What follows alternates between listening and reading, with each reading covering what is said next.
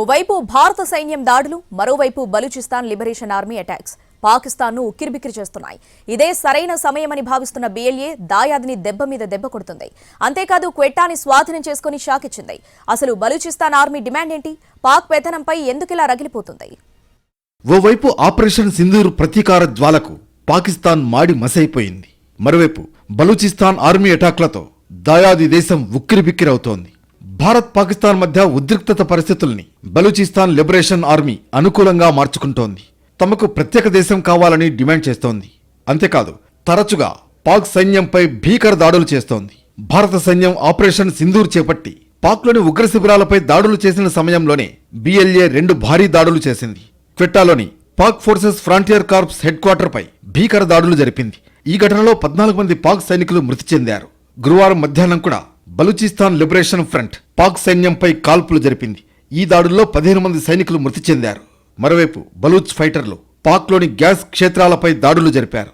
తాజాగా క్వెట్టాని స్వాధీనం చేసుకుంది బలూచ్ ఆర్మీ. పాకిస్తాన్లోని బలూచిస్తాన్ ప్రావిన్స్లో స్వాతంత్ర్య పోరాటం మరోసారి తెరపైకొచ్చింది. బిఎల్ఏ ఇందుకు తన కార్యకలాపాలను ముమ్మరం చేసింది. దీంతో పాకిస్తాన్ ప్రభుత్వానికి మరో కొత్త సవాల్ ఎదురవుతోంది. ఇదే సరైన సమయమని భావిస్తున్న బిఎల్ఏ తమకు ప్రత్యేక దేశం కావాలని డిమాండ్ను బలంగా వినిపిస్తోంది. బలూచిస్తాన్లోని పలు ప్రాంతాల్లో స్థానికులు పాకిస్తాన్ జెండాను తొలగించి వాటి స్థానంలో బలూచిస్తాన్ జెండాలను ఎగరవేశారు. అంతేకాకుండా పాక్ వ్యతిరేకంగా పెద్ద ఎత్తున నినాదాలు చేశారు. తమ దేశానికి దౌత్య కార్యాలయాలు మార్చాలని ప్రపంచ దేశాలకు బిఎల్ఏ విజ్ఞప్తి చేసింది. బలూచిస్తాన్ లిబరేషన్ ఆర్మీ ఇప్పటికే పాక్ సైనికుల్ని లక్ష్యంగా చేసుకుని దాడులు కొనసాగిస్తోంది. ఈ దాడులకు తోడు ఇప్పుడు సాధారణ బలూచ్ పౌరులు కూడా పాకిస్తాన్ జెండాలను తొలగించే కార్యక్రమాల్లో పాల్గొనడం పరిస్థితి తీవ్రతను సూచిస్తోంది. 1971 నుంచి బలూచిస్తాన్ ప్రత్యేక దేశం కోసం పాకిస్తాన్తో సంఘర్షణ కొనసాగుతూనే ఉంది.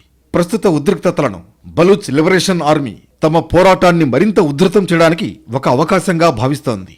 బలూచిస్తాన్ ప్రావిన్స్ వ్యూహాత్మకంగా పాకిస్తాన్కు అత్యంత కీలకమైనది. చైనా పాకిస్తాన్ ఎకనామిక్ కారిడార్ ప్రాజెక్టులో ఈ ప్రాంతం గుండెకాయ. చైనా ఇక్కడ గోదావరి ఓడరేవును కూడా నిర్మిస్తోంది. అయినప్పటికీ ప్రస్తుతం అక్కడ పాకిస్తాన్ ప్రభుత్వం అధికారం నామమాత్రంగానే ఉంది. విస్తారమైన ఖనిజ సంపద, సహజవాయువు నిక్షేపాలు కలిగిన బలూచిస్తాన్ పాకిస్తాన్లోనే అతిపెద్ద రాష్ట్రం కావడం హైలైట్. కానీ ఇక్కడ జనాభా చాలా తక్కువ. ఈ ప్రాంతంపై పాక్ ప్రభుత్వం అనుసరిస్తున్న అణచివేత విధానాల కారణంగా బలూచ్ ప్రజలు దశాబ్దాలుగా స్వాతంత్ర్యం కోసం పోరాటం చేస్తున్నారు.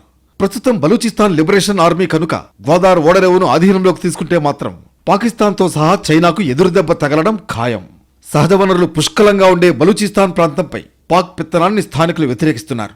ఆయిల్, గ్యాస్, ఖనిజాల విషయంలో ఈ ప్రాంతం ఎంతో ధనికమైనదైనప్పటికీ స్థానికులకు వాటి ఫలితాలు అందడం లేదని వాదిస్తున్నారు. పాక్ ప్రభుత్వం ఈ వనరులను ఇతర ప్రాంతాల అభివృద్ధికి వినియోగిస్తోందని, బలూచ్ ప్రజలకు మాత్రం పేదరికం మిగులుతోందనే విమర్శలున్నాయి. తాజా పరిణామాలు స్వాతంత్ర్య పోరాటానికి మరింత ఆజ్యం పోస్తున్నాయి.